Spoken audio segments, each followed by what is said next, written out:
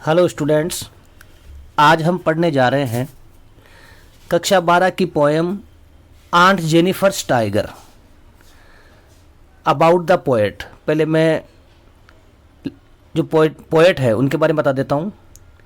एड्रीने Rich 1929 to 2012 was born in Baltimore Maryland. जो USA, जो Adrienne rich है उनका जन्म यूएसए के अंदर बाल्टीमोर मैरीलैंड में हुआ।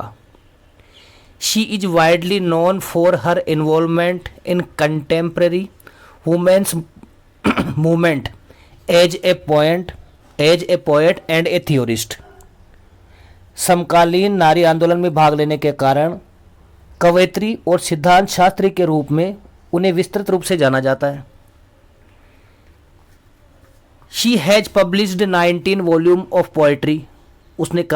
उन्होंने 3 कलेक्शंस ऑफ एसेज, 3 जो कलेक्शन है वो निबंध के बारे में लिखे, एंड अदर राइटिंग, और भी कई चीज़ें लिखी।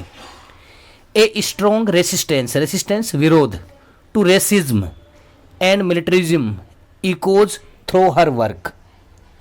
प्रजातिवाद तथा सैन्यवाद के विरुद्ध उनका प्रतिरोध उनकी कृतियों में झलकता है।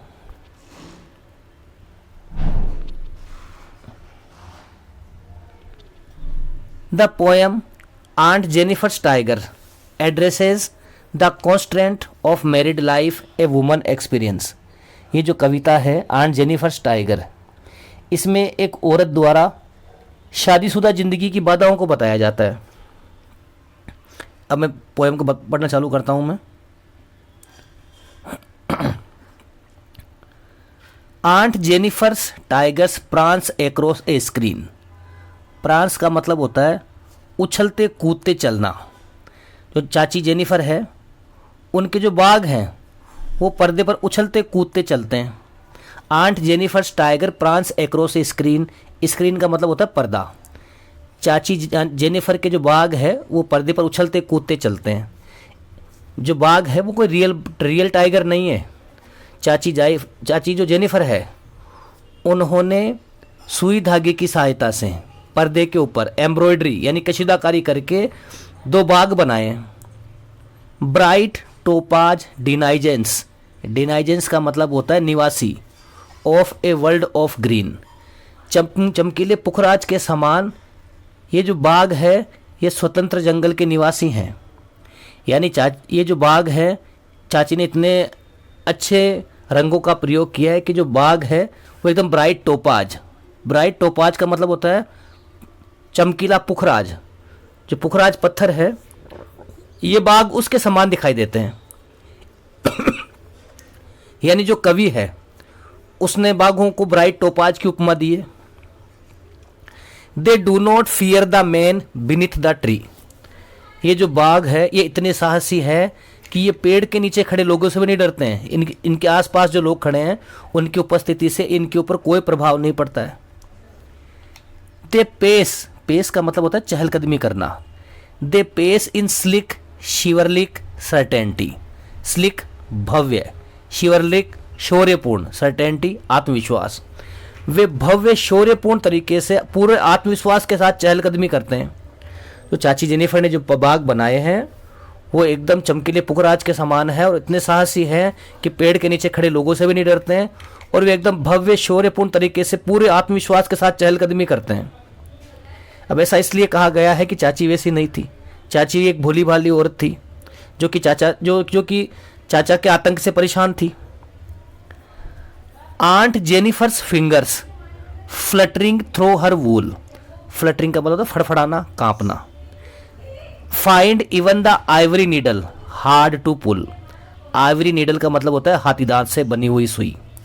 जो चाची जेनिफर है उसकी उंगलियां उसकी ऊन में से कांप रही है। Find even the ivory needle hard to pull. Ivory needle का मतलब होता है हाथी दांत से बनी हुई सुई। जो चाची जेनिफर है वो चाचा के आतंक से इतने परेशान हो गई है, इतनी शारीरिक रूप से इतनी कमज़ोर हो गई है कि जब वो रोज़मर्रा के घर के काम करती है तो उसके हाथ कांपते हैं। यहाँ तक कि जब वो कशीदाकारी का काम करती है तो एक हाथी दांत की सुई जैसी हल्की चीज़ को खींचना भी उसके लिए भारी पड़ रहा है, क्योंकि वो चाचा के से शादी होने के बाद वो मानसिक और शारीरिक रूप से पूर्ण रूप से कमजोर हो गई है। The massive weight of uncle's wedding band. Massive का मतलब होता है भारी भरकम। The massive weight of uncle's wedding band, चाचा के साथ उसकी जो शादी का जो बंधन पट्टा है, बंधन पट्टे का मतलब है शादी की अंगूठी, मेसिव जो कि भारी भरकम है। Sits heavily upon aunt Jennifer's hand. वो the massive weight of uncle's wedding band, जो चाचा के साथ उसकी शादी का जो बंधन पट्टा है, शादी की अंगूठी, वो उसके हाथों पर भारी भरकम रूप से विद्यमान है। मेसिव वेट का मतलब ये नहीं है कि जो अंगूठी है कोई वो 5 किलो की अंगूठी है जो इतनी भारी है कि हाथ में भारी हो रही है। वो उसकी सारी मुसीबतों का प्रतीक है। वो उसके हाथ पर भारी भरकम रूप से विद्यमान है। जब से उसने ये अंगूठी पहनी है उसकी सारी मुसीबतें उसी दिन से शुरू हुई है, इसलिए इसको मेसिव कहा गया है। When aunt is dead, जब चाची मर जाएगी। लो जी, चाची भी मर गई। जब चाची मर जाएगी, When aunt is dead, जब चाची मर जाएगी, her terrified hands will lie still ringed with ordeals। ordeals का मतलब होता है कठिन परीक्षा। She was mastered by। अब यहाँ पे लेखक बोल रहा है कि जब चाची मर भी जाएगी तो उसके जो डरे सहमे जो हाथ हैं वे will lie still ringed with ordeals, वे फिर भी उन कठिन परीक्षाओं से घिरे रहेंगे। शी वाज मास्टर्ड बाई, जिनके द्वारा उसे वश में कर लिया गया था। यानी चाचा के साथ उसकी शादी की जो अंगूठी है वो उसके मरने के बाद भी उसकी कब्र में उसके साथ ही जानी है। यानी वो ये जो मुसीबतों का प्रतीक है वो मरने के बाद भी इससे मुक्त नहीं होगी। She was mastered by, mastered है वश में कर लेना। व्हेन आंट इज डेड, जब चाची मर जाएगी।